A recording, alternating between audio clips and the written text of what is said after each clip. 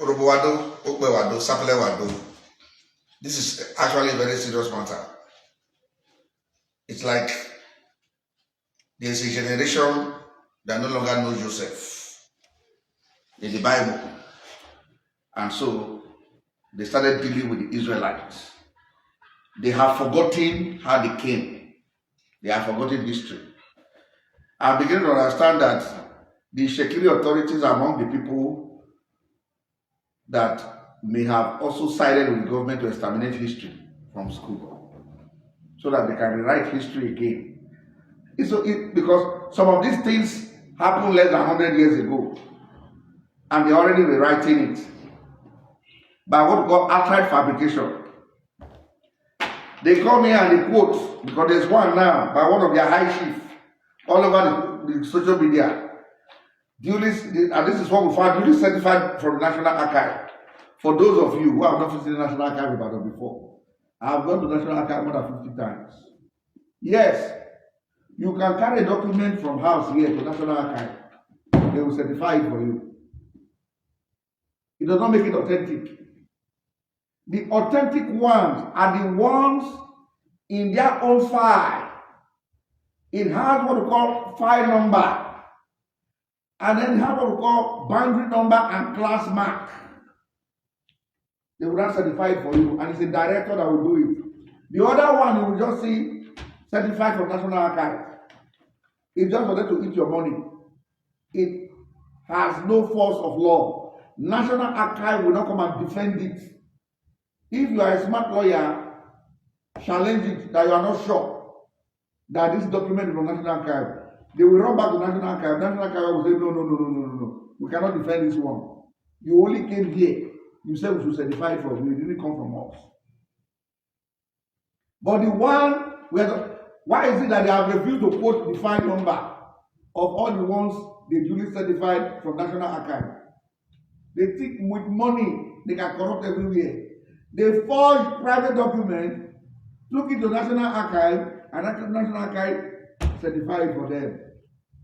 No file number, they didn't create file, no reference number, no boundary mark, no class mark.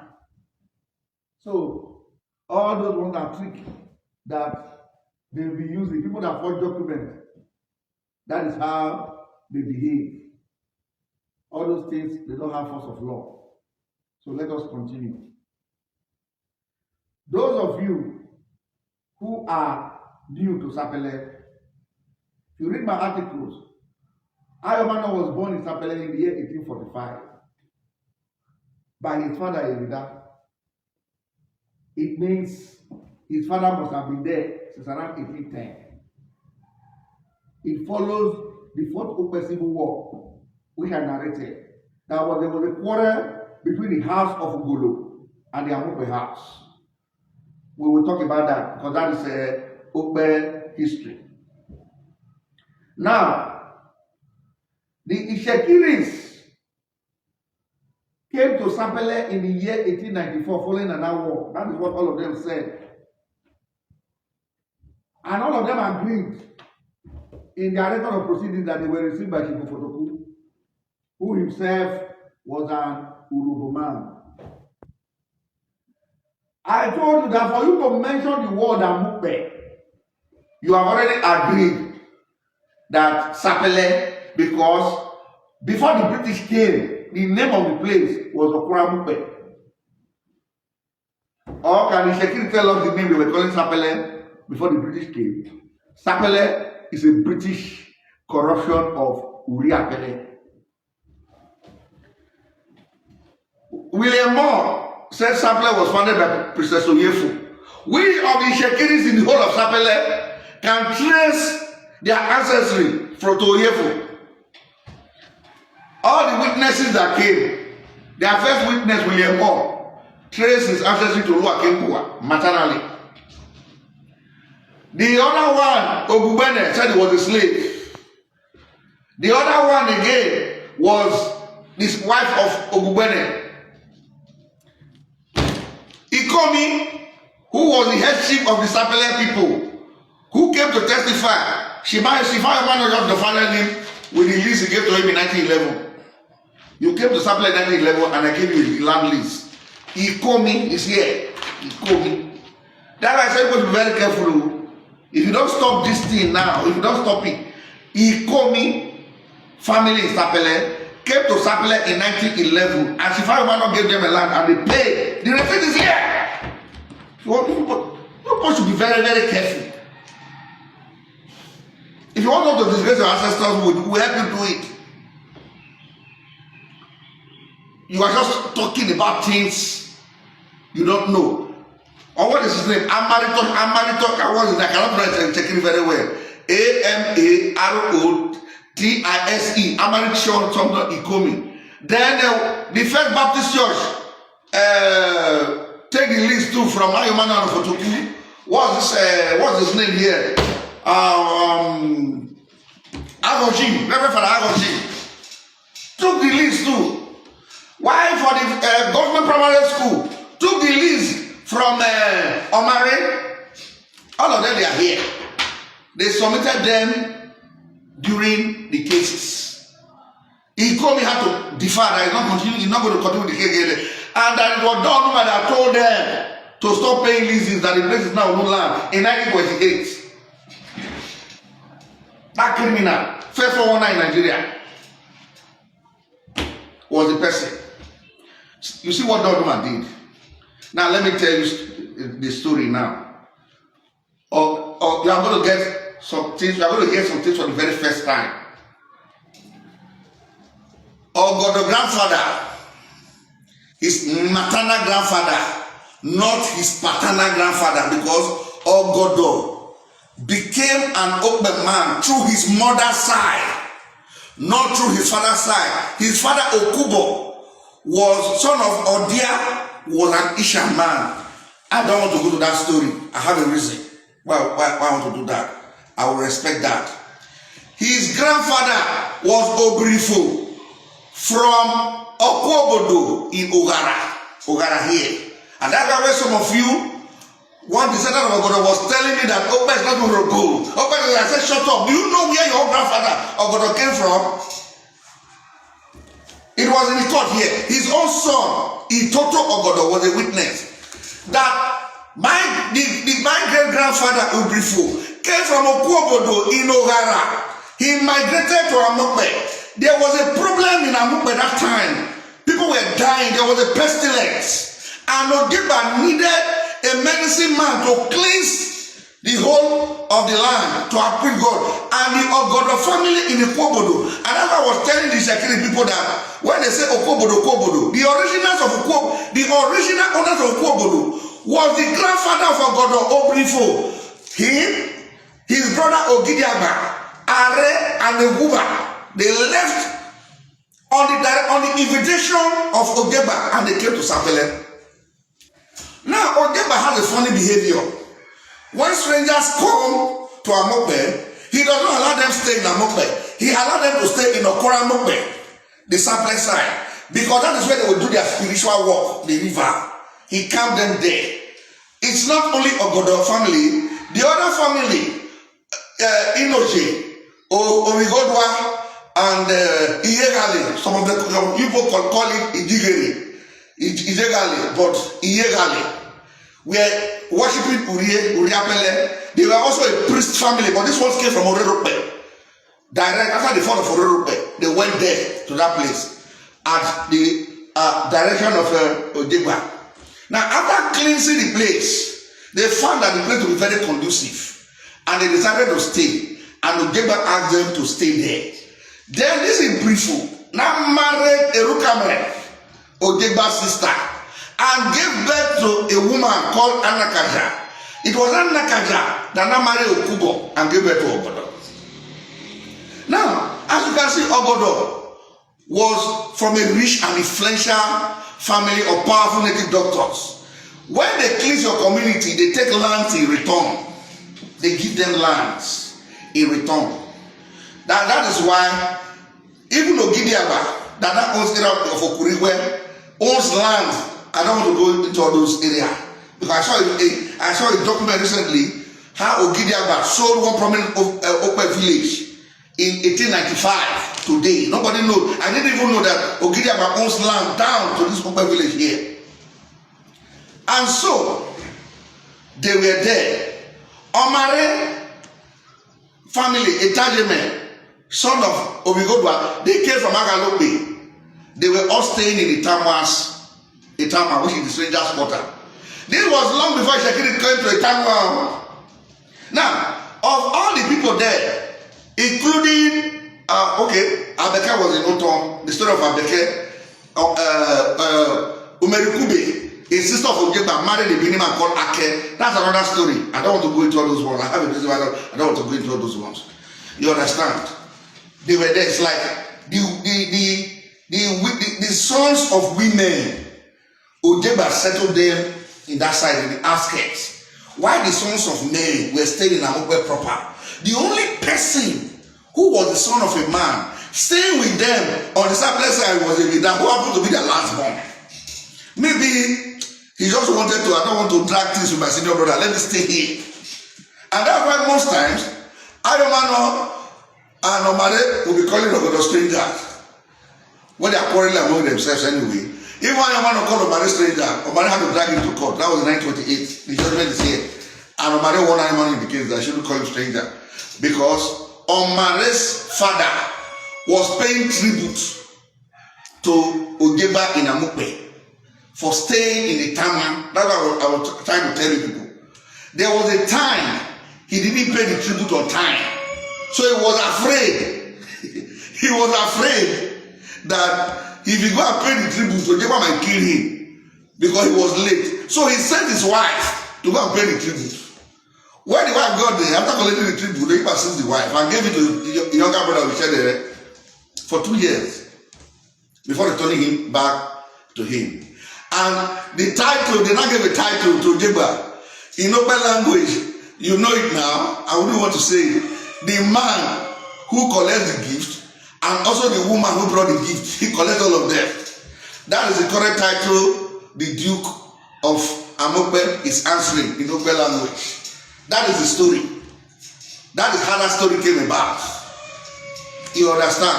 Good. Now, when the white men came, according to Ayomanor, it's in this place when Morehouse was trying to settle Ayomanor, Asagba, Abeke, Ogodo, Ikariko, and Eyefia. The minutes of the meeting is here. It happened in 1913 when Ogodo took Doe to court. Ayomanor gave the story. He said when the white men came, they usually met my father. And my father collected all the dashes. Did you call it gift? Collected all the dashes. And he used to distribute it among all the people in the 4 quarters. Get it? He said when the European traders came, they met my father, who used to distribute all the gifts, all the dashes. His dashes, he called it here now. Please, because of, I should have opened this place down so that I would have read it for you people straight. What Ayomanor said, what Ogodo said, what Abeke said, and what Eyefia said, and what Asagba said. All of them were quarreling with Ogodo because Ogodo said that, I'm coming, I'll open it. Let me not distract myself. Yeah. Ogodo said that the lease done by me should be nullified. That it is him that is supposed to make that lease that was causing the problem. Okay. So, what happened was this. When Ayomanor's father died, Ethamua, Omarin's father, son of Ogodo, now became Yopako. He continued with the habit of sharing the gift from the British trader. After Ethamua died, Ofotoku now became Yopako. The Ofotoku today now, some of his descendants, most of his descendants are not Sapele, they are migrated to Ogara. That's why you tell you the link between Urobo. If you call Ofotoku people, they'll tell you Ogara people. But it was their ancestors that settled the Shekiri, where they are today now in Ethamua. They came. Ofotoku settled them there. Ofotoku was still taking the habit of sharing the money within the 4 quarters. But before they share the money within the 4 quarters, they will take the money to Amupe, their ancestral home, where all of them came from. The head of the Amupe family, which is Ojeba, who was now there as at 1894, his son Asaba, will now bless the gift, take a little from it before they share to the rest. That was the culture. When Ofotoku died, Ogodo now became the Obako of Okora-Amupe. Now, it's either Ogodo is older than Asaba. I don't know, but Asaba died in 1914 and Ogodo died in 1926. Or Ogodo, I don't know. Ogodo, what was this? Ogodo leaves Sapele prison in 1902. And he refused to take the money down to Amupe. So Asaba had it. And Asaba said Ogodo should bring the money. Ogodo said he cannot. That why he too is the head of the village here. You understand? Asaba said, no, I am the head of the village. He said, no, this is another village. I cannot recognize your authority. And so the quarrel started between the both men. It's understandable. I have seen this thing happen before, whereby the son of a woman, the mother raised him as one of his own in his father's side, but after he is grown up, he wants to establish a new dynasty, and so they took the matter to Donuma. Donuma, how had the story, said they should share the land into 2. And in 1904, Donuma separated, and Shekiri man, as a standing on behalf of the British in a court case, separated Sapele from Amupe. So, why was not, if the Shekiris were there, why did any Shekiri not call to say, no, Sapele is different from Amupe? It was still Ogodo, who, from the story I've heard now, does not have any link with the Shekiri. His father was Okubo. His mother was Anakaja, daughter of Amupe to Odeba. And that was why his own son, Itoto Ogodo, when he was testifying in the Sapele case, he said, my father was trying to use his father's inheritance to claim a land his mother's people gave to him. That was what caused the quarrel. His own son was truthful. He said the land came through Erukamre, the grandmother of my father.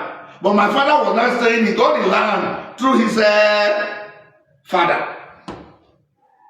He said that was what caused the quarrel. And indeed, Ogodo said he got the land through his father. Later he wrote to the British. That was what caused the quarrel. And so, Donuma thought he has succeeded in dividing both of them. I told you they like to use the principle of divide and rule. So, when the big one now came now, which is the whole of Ethamua, where they are all staying, to lease it, he ran to meet Ogodo. Let me lease it. I will collect 30%, you collect 70%. Ogodo said, what is wrong with you? Me. You lease my land, you collect. I don't need agents to lease the land. I will lease the land by myself. I lease Sapele prison by myself. I didn't contact you, and that was the saving grace. Because it was the lease of Sapele prison by 1902. It was not the first evidence that Ogbe people own the land. Because Donuma, the Shekiri, because they were not trying to use the lease of 1908. That was their claim, the Shekiri claim. So, when Ogodo refused, Donuma ran back again to Peter Saba. You are really correct. Ogodo is not somebody to support. He's rejecting me.